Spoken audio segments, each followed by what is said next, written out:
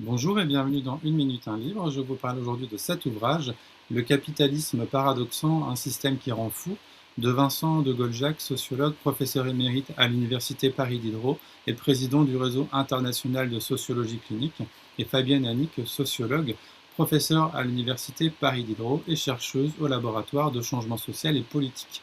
Un ouvrage aux éditions Seuil 2015 et Point 2018 et un essai incontournable et une plongée dans la sociologie clinique.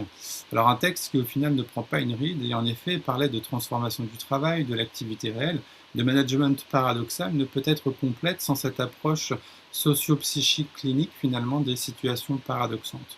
Alors quelle différence avec le concept de contradiction? La différence essentielle entre les paradoxes pragmatiques et la simple contradiction réside dans le fait que le choix est une solution possible dans le cas de la contradiction, alors qu'une telle solution n'est pas possible dans le cas du paradoxe.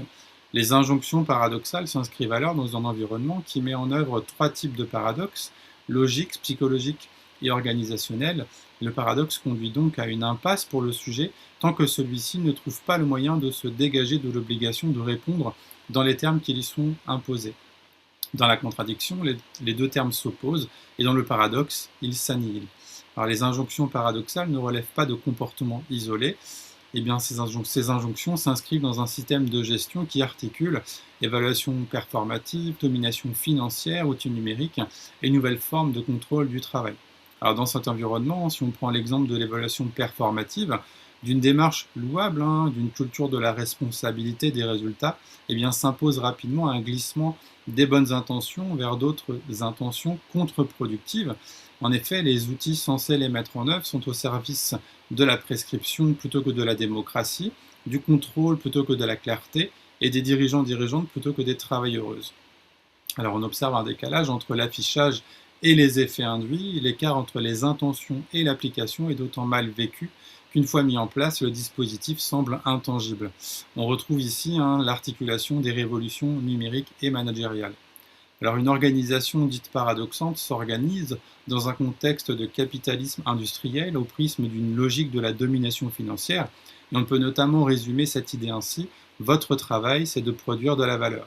Alors décrire et analyser ce contexte dépasse la notion de crise. Le terme chaos devient davantage approprié. Chaque employé est condamné à faire des choix dans une situation de plus en plus chaotique. Le court-termisme devient la règle. La désorganisation continue devient la norme. Alors on parle aussi d'emprise au sein des organisations paradoxantes, une emprise multiple, imprévisible, changeante, incertaine, instable, variable. Elle est globale mais non totalitaire. Alors ces organisations induisent une mise en concurrence des salariés, on parle notamment du lean management, des questions de ranking, etc., et des tensions subjectives, soit, c'est-à-dire conserver l'estime de soi en s'investissant dans la tâche au mieux de ses capacités, possibilités, soit s'investir dans des comportements stratégiques pour adapter sa production en fonction des modalités de reconnaissance inscrites dans les outils de gestion et de contrôle de l'activité. Alors l'idéologie du management, l'utilisation scientiste des neurosciences, les techniques d'adaptation, la médicalisation des pratiques déviantes, eh bien tout cela vise à éliminer les conflits en les envisageant seulement comme des dysfonctionnements, réclamant des réponses techniques, pour citer Évrard. Alors, dans une société paradoxante, il faut apprendre à puiser son énergie en conciliant l'inconciliable. Là où d'autres l'épuisent dans un sentiment d'impuissance, il faut aussi apprendre à trouver dans le paradoxe un stimulant pour la pensée, là où d'autres sombrent dans la folie. Il convient donc finalement de considérer le paradoxe non plus seulement comme un non-sens, mais comme un sens non évident, inhabituel peut-être, anxiogène sans doute, comme une invitation à dépasser les frontières actuelles de l'entendement. Alors un système qui crée notamment une accoutumance également, et dans ce contexte, eh bien, quelles adaptations défensives, quelle résistance créatrice et comment s'accrocher au sens. Il est essentiel de comprendre pour changer le système. Plusieurs points sont abordés. Tout d'abord, redonner aux politiques son rôle de médiateur des contradictions pour éviter que celles-ci ne s'exacerbent et ne se transforment en paradoxe. Ensuite, développer l'intelligence collective pour produire du sens. La troisième piste, c'est de l'individu ressource à l'individu sujet.